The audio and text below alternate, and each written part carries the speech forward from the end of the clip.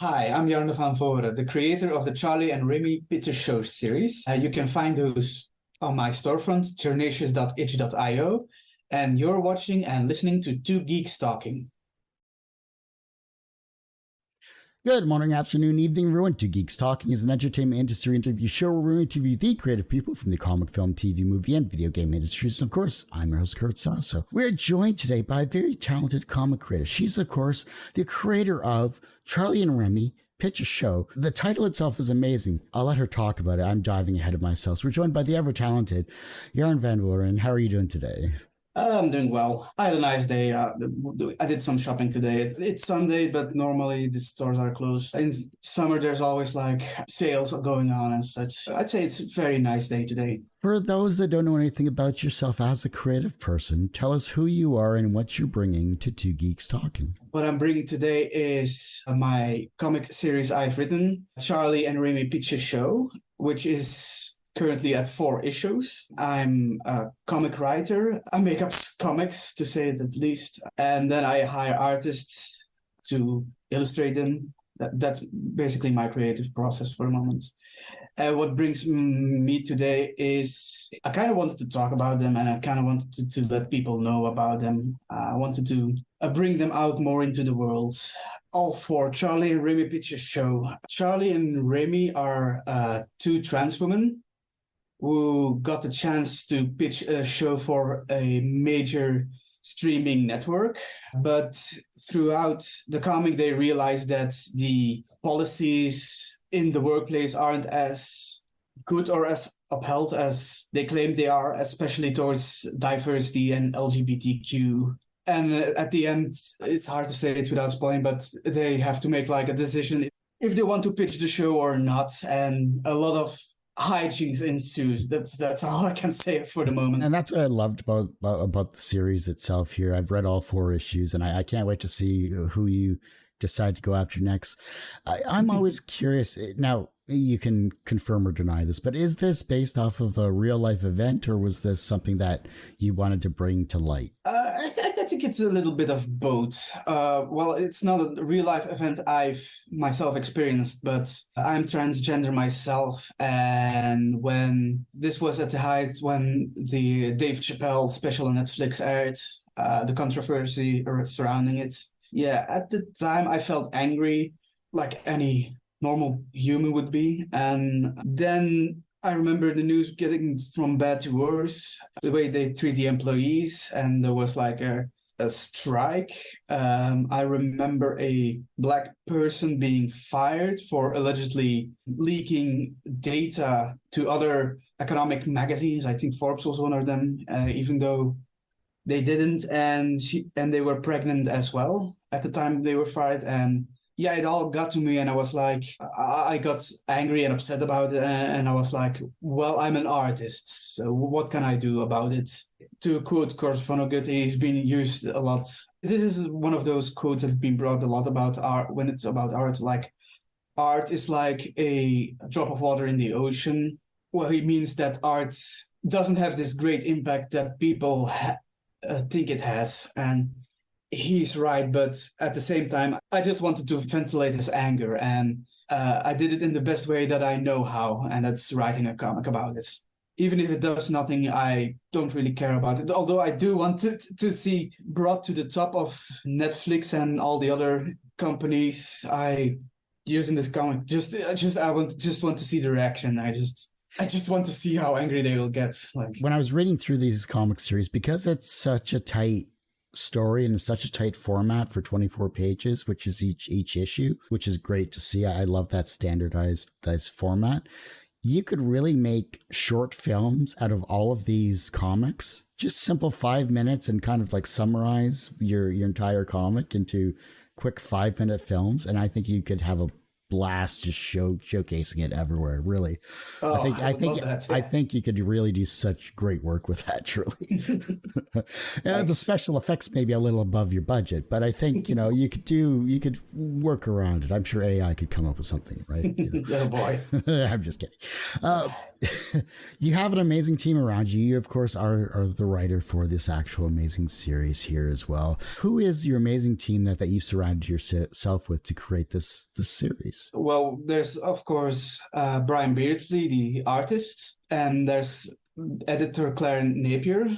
Brian, well, it feels a bit kind of idealized to say that I found them immediately, but I was also looking for it sounds a bit cruel to say, but I was looking for someone who was also who also had an LGBTQ background, and I couldn't find anyone. They were already busy or so.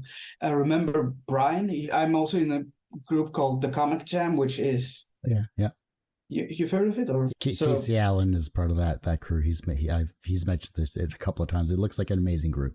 Yeah. So, but the process is the writers write the script, and then there are artists who pick the script. And I don't have much say in that, but I remember Brian doing one of my scripts one time, and I thought he did a good job at it. And I thought, well, why don't I approach him to do Charlie and Remy? And yeah, to keep a consistency, whenever there's a new issue coming about, I'm asking Brian if he's up to it.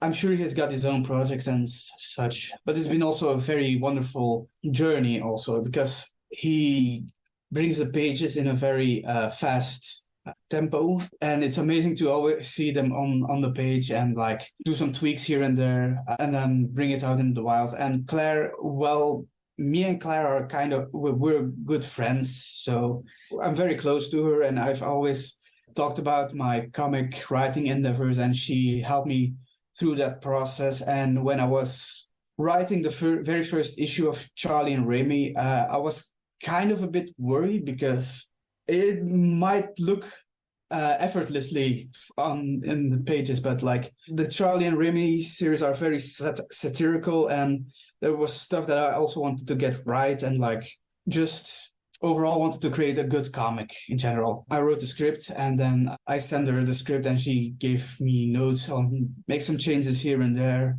For the large part, that's minor, but I have changed a page here and there. And she's also with the art process, so I send her the final art pages, and she gives some commentary here and there, like the war balloon needs to be here, or aiming there, or I want to say I'm the brain of the whole operation. I'm the person who basically comes up with the stories. And I feel like I can't say this enough about them.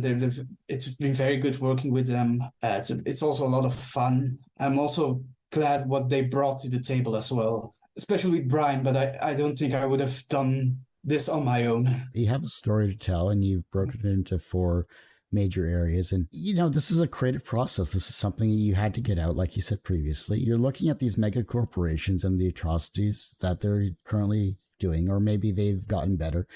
Have they gotten better, really? I haven't followed up on that as much as I'd like.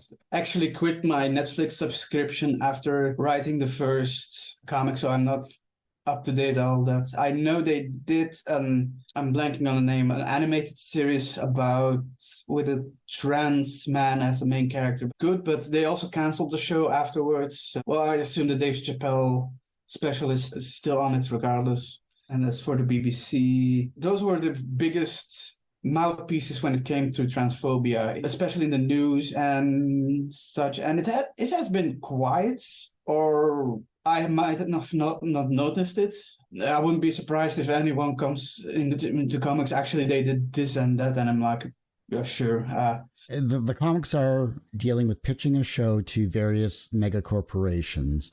Who are the corporations in order of the release of your comics? Let's start with that. Okay, so well, the first one, of course, is Netflix, because those were the instigators for the comic. I'd say for the genesis, if you will. Then the second one is the BBC, because while I was writing, news of the BBC was already being posted before the Netflix special, etc., the debacle. But while I was working on the first one, I thought shouldn't I work? Wouldn't it also be for the best if I wrote one about the BBC too? That's Charlie and Remy Pitch A Show in Great Britain. Charlie and Remy Pitch A Show for the last time is Disney, because probably we'll say more about it later on. But I wasn't actually planning to make more Charlie and Remy comics. Mhm. I didn't initially set it out as such, but then there was, I think it was about when Turning Red was appearing in theaters and streaming services, that there was like news that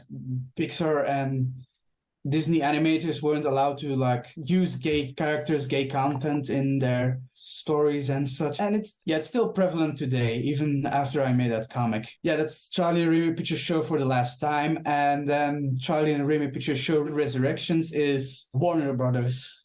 And I'm even spoofing it in the fourth one as well, that all three beforehand had like a LGBTQ angle. It was definitely aimed at that, but and then in the Resurrections I was like, well, we can't do this because there's no LGBTQ angle. And then Remy is like, they're holding back the release of the People's Joker, which, just FYI for those who don't know, is like a Batman comedy / parody made by a trans woman. It even stars Bob Odenkirk. I don't know. I think it was made as a response of the film Joker itself, but don't quote me on that one. It's been a while since I've done some research. As of now, I believe the film hasn't been released yet. I think it got a few festival releases, but it also got pulled back. Resurrections was made because, well, Warner Brothers had a new CEO and he was like cutting back into the programming, all the shows and such. Like, not only were the acts, they were scrapped altogether. And I thought, again, this is the anger angle. So I was like, I should make a comic about this again. Because of all the news stories that come about when it comes to these mega corporations, and of course you touched on it with the Dave Chapelle show, as well as Netflix and BBC, Disney, and of course Warner Brothers. What is the process for writing these comics? Because I'm sure there's so much news out there. How do you choose the story or choose the angle you want to put into your comic? It's a bit hard because I'm going to go for the top, because these are like 4 issues. So the first Charlie and Remy wasn't going to, at least my first idea was like a comedian making up a show and then threatening like the audience. He's planning on going to do horrible stuff, all under the guise that it's just a joke. I think we've all heard that before, that argument. And I thought, no, this doesn't work. This is too ham-fisted, too cliched. It's not that nuanced. I think it's also the plot to the film Joker. I assume so. I have not seen Joker at this point. This is only like osmosis at this point. And I was like, I should go look farther. What's the comedian, of course, is the problem, but was also the problem. And that's Netflix basically releasing the special on their platform. And the moment, I have to think back, there was also news going around, and I thought to use that. Charlie at the moment says what's happening in the world, and it's basically the big boss, shall we say, that it shows it gets under a lot of pressure and it shows its true form. Mm-hmm. But for the jokes, I think this was also like a lot of it was my issues with Netflix and their creative process as well. It's a bit of a combination of the two. A lot of it is like, at a point, Charlie and Remy visit the computer banks, the algorithm, if you want, and it's like old-timey computer server. I don't know what the word is, but it's like the ones with punch card and all. Yeah. And I thought that was just funny how like the combination with the old-fashioned computer banks and such. Plus also like Netflix has this tendency to produce content, to say it truly. I mean, I don't like the word to use the word content, but that's basically what they want to do, basically. And there's like a scene in Charlie and Remy where they visit put the scripts into this slop to make them more generic and such. And it's like a lot of Netflix shows are also generic and like aim to please. And yeah, I think it was both, like, even with the Resurrections, it's also like the love of art is also seeping in.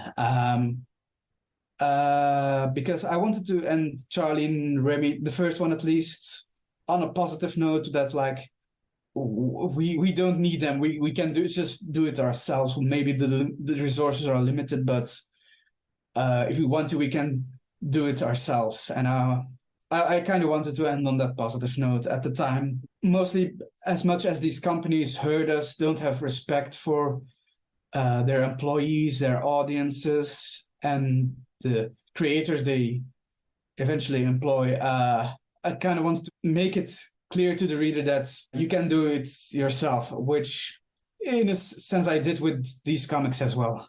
That's the process. It's mostly like my ires with the companies plus the things they're doing with the LGBTQ community and how they pretend they care, but in actuality don't, and how it also reflects in their company culture as well.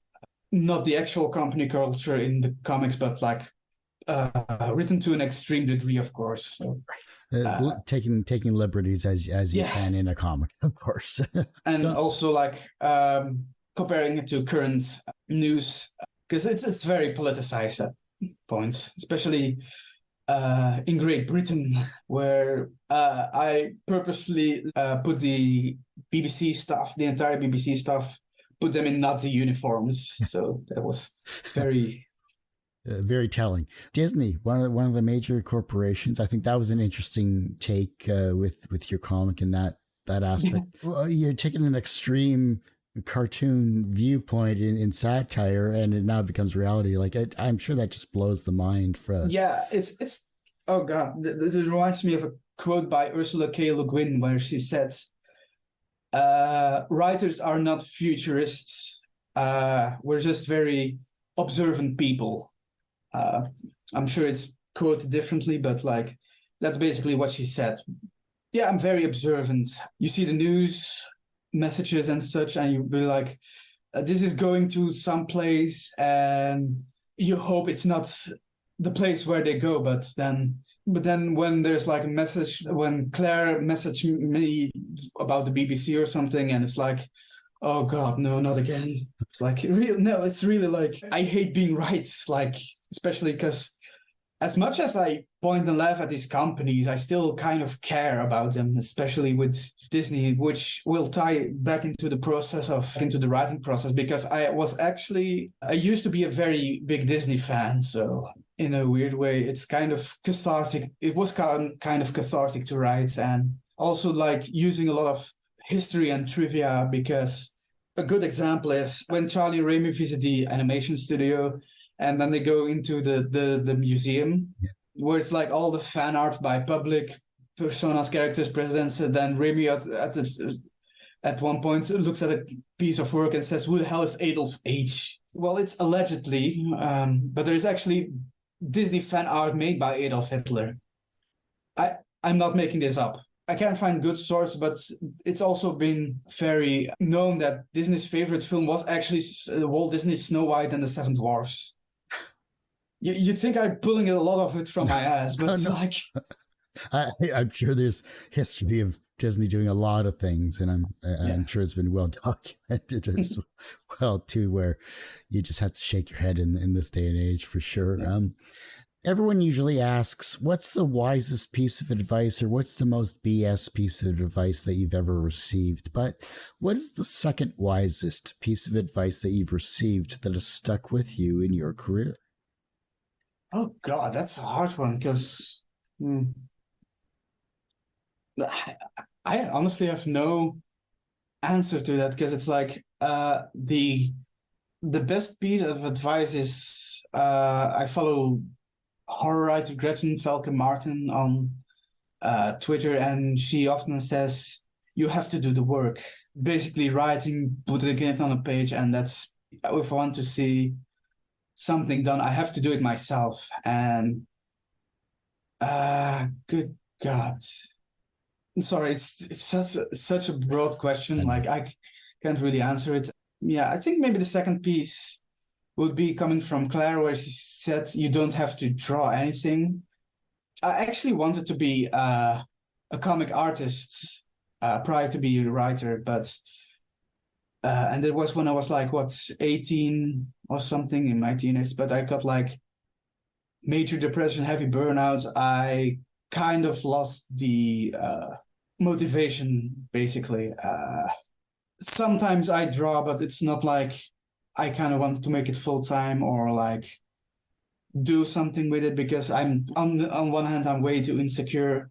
What's the other word I'm looking for? Like self-conscious about my art. That's the word. And honestly, I'm glad there are artists out there who draw better than me, because yes, I'm the writer, but I don't think my comics would ever exist without their help. So I guess that's like best writing advice I can give. That's the best advice that someone has given me. What was an early experience where you learned that language had power? What was it? Those questions are kind of hard, because that means I have to very, very deep, and I can't like. Let's see, when a language has power. I think it's something I've been aware of by like more like short instances, but again, I think it's also it's maybe a bit of a cliche to bring it back to the Charlie and Remy comics, but like considering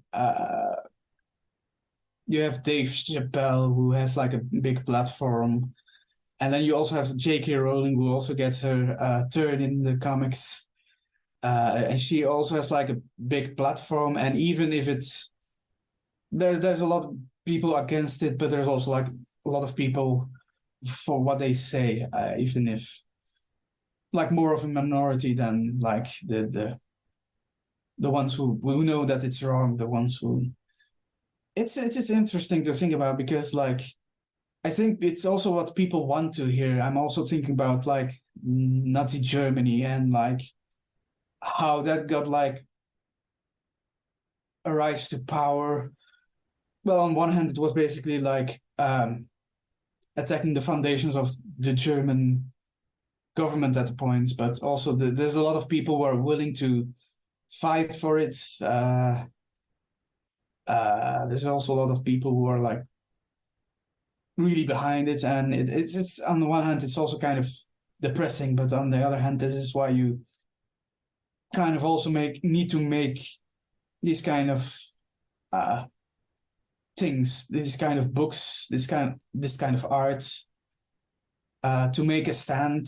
Well, to make a stand sounds like a generic like we have to make a stand stuff, but like you kind of have to in this case. Like it's also infuriating that yes, language has power, but it is also like the people who are in power have access to it the best way.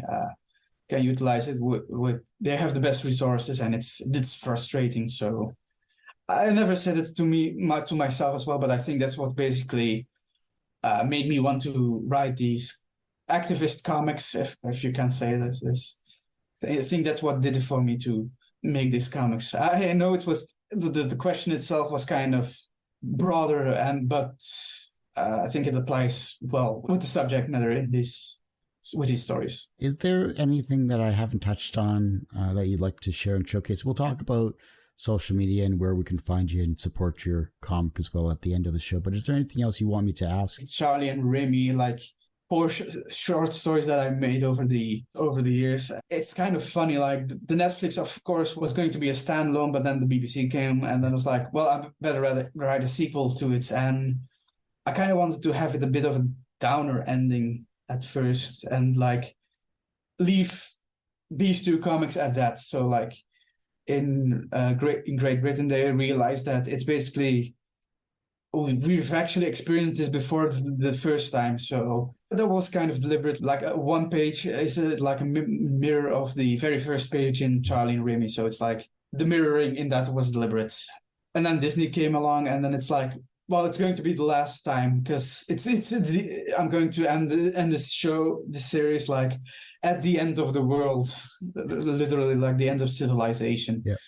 Which I think was a very good ending. And then like the Warner Brothers was coming up, and I thought, oh God, I got inspiration for another one, so I'll write that down. And I was like, this was gonna be like a short epilogue, but then I was like, it was like 10 pages, and then I finished it. I was like, I don't feel satisfied about it. So what else can I do? Well, I'll put in a bunch of extra short stories in to make it a bit longer, which I'm glad I did, because the tour segments ties into the main. I felt like I had to do that one to get more with the themes of what Warner Brothers is doing in general. So, and that's what I loved. I love the fact that your story continued from the end of the world into Resurrections, and I thought that was a really cool way to bridge that gap as well too, because I didn't think you were going to go do a time travel where they kind of jump back before the world ended or anything like that. But I thought it was a really cool way to continue that overall story.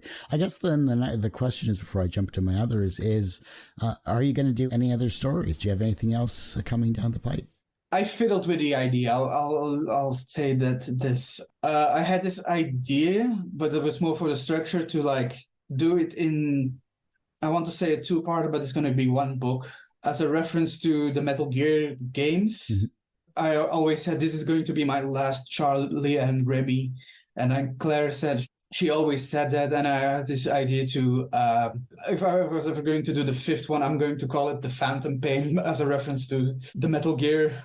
Well, Resurrections itself is also was a deliberate reference to Matrix Resurrections, which also is a property owned by Warner Brothers. But I don't have any subjects for it. I was thinking maybe about the writer's strike, but nothing concrete has come up yet.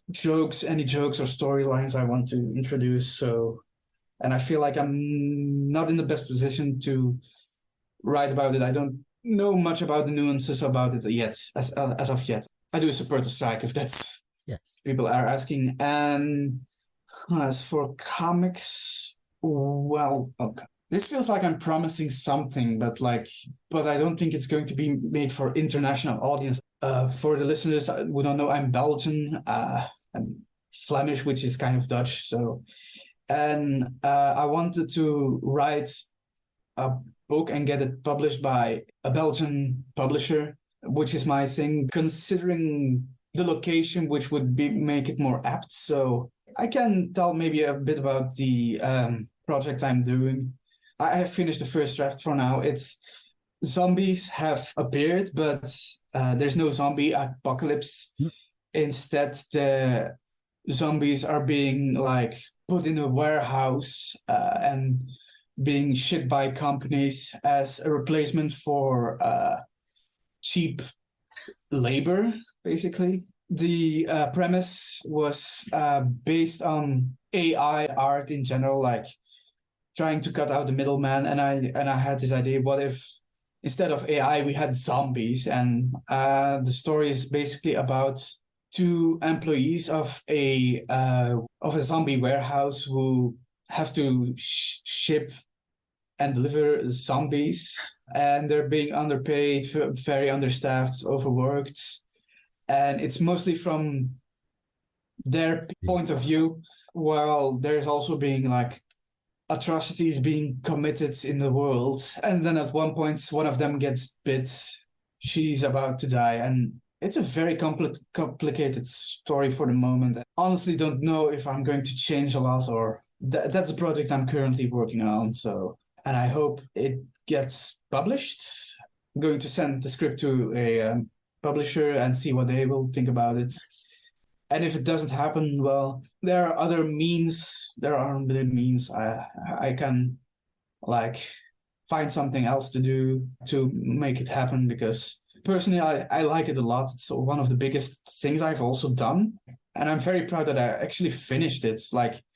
At the moment it rests at 70 pages in total, and I want to create this kind of atmosphere of banality and kind of anxiety, and I also never want to plan do an actual zombie apocalypse, because I think that's a bit cliche, especially in this kind of setting too. But yeah, I'm actually really excited about it. I hope it gets off the ground, and I actually want to share it with the world.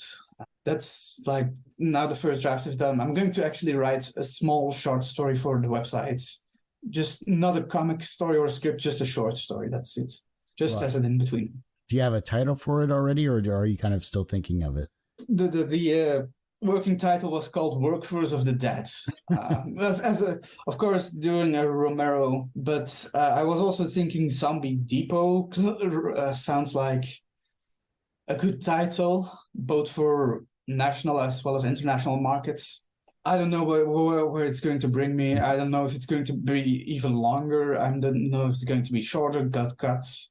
This is something also about working process. The finished product is mostly close to the first draft, actually. Like, I'm someone who knows from the beginning where to go and what to do. The finished draft is mostly me cleaning up the dialogue, make it more readable for the reader.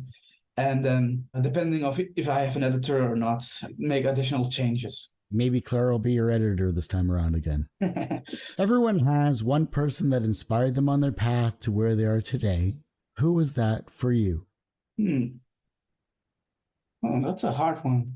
I think maybe like comic writers like Alan Moore or René Goscinny from the Asterix comics. I think they were a big influence. At least they're not necessarily an inspiration, but they were a big influence on my work, especially with René Goscinny. And I think it's basically because during the period that I quit drawing and before I started writing, I had this kind of slump. I know I'm very creative and I like to be creative as well. But in that period, it was like mostly looking for my voice, for what's a good creative voice. And I bounced back and forth between like project and such before I settled down on comic writing, because I realized I have a very good sense of pacing, sense of ideas, sense of storytelling. And it's like, I think it mostly clicked. I think she will be flattered to hear it, but like Claire was also a major inspiration for doing this, mostly because she encouraged me of doing this. Yeah, I think those are the ones who I say who would have inspired me to do comic writing. From a professional standpoint, you've created many comics, including this amazing series with these 4 comics of Jarne and Remy Pitch A Show, and you've done extremely well in that regard. And so professionally, you're successful in that regard as well, because not many people can say that they've created comic books. So congratulations on that. That's true, yes. Do you consider yourself personally successful? But I think it's a bit of a half and half. I think I'm personally successful in the way I write, the way I make comic books, not in putting out my stuff, promoting it and having an audience, because it sounds maybe a bit selfish to say, but I also want a larger audience to read my work, to get my work around, to get reactions out of people. Yeah, I'm definitely successful in the creating comics departments, or at least finishing them, at least the comic writing process, because it's basically the artists who have to draw all the panels and such. They're doing the hardest work. But yeah, I'm definitely successful in writing them, bringing them out. Not successful in promoting, getting an audience. That's still the hardest part for me, but I hope that'll change maybe in the near future. Because like I said, I don't know if I said this, I want to get the big chiefs of the companies to read these comics as well, and just to get them to pop a vein or something. Just some reaction to get out of them. Some reaction. The reverse of success is failure. How do you deal with your failures? Oh boy. At first, I didn't do very well, but the more I'm doing this, the more confident I'm getting. It's mostly like, again, these comics aren't getting picked up. Nobody's reacting to them. Nobody's reading them. It sometimes feels a bit disheartening, and then you can feel like a complete and total failure. But on the other hand, I am proud of what I've done. I sometimes, in my desperate situations, I think of myself, I can make comics. I can actually do this. and I'm actually damn good at it. And sometimes I'm reminded of that myself with the reactions people are giving and the way I know how to work this, because I have like 8 in total. It's been a while since I can, but I know I can do this. I know I can. The artists I work with are always very positive about reading my work, about reading the scripts. To come back to that question, I don't know how to deal with failure, but I got better at it. Let's just say that. The younger generation is looking at your work and they're becoming inspired to be creative in their own way, whether it's as a comic writer or a creative person in some way, shape, or form. Maybe you've inspired them with your creative works. How can they inspire the generation that follows them?